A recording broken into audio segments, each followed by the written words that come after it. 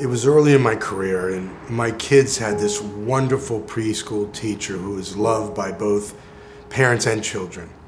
She was married to her high school sweetheart. They had an infant son. I learned that they met in high school when he just immigrated from the Czech Republic. They fell in love. They were soulmates. So on a particular day, he was coming home from work in construction. It was his 25th birthday. And on that very same day, he learned that he got his green card, which is his dream come true to become an American citizen. And his wife decided to throw him a huge surprise party to celebrate this momentous day. Dream come true. So she invited all the friends and all of his family, and they came to her home, and they were just waiting for his return. And then all of a sudden, of course, a car drives into the driveway, so they crouch behind the furniture, they dim the lights, expecting him to walk to the door so they can yell surprise, but instead it was a knock on the door.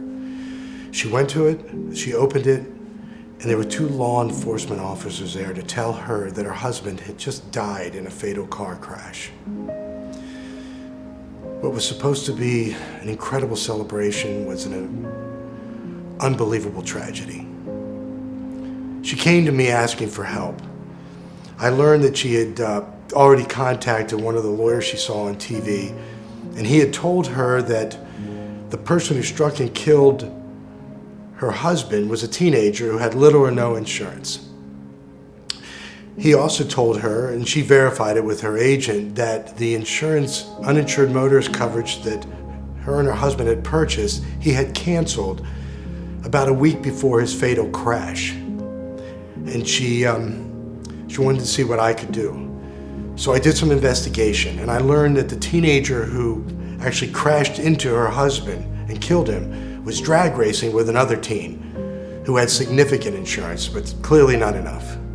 I also learned that the insurance company, her insurance company, lied to her about the uninsured motorist. In fact, her husband did reduce the amount, but did not cancel it altogether. So they lied. And once they lied, I knew that they were going to be responsible for every single dollar that would be owed to her, the full measure of her damages. So we tried that case, and we won. We got her a significant verdict. And when it was read for the first time, when I looked over at her, I saw a glimmer of hope, and perhaps even a little relief instead of grief and despair.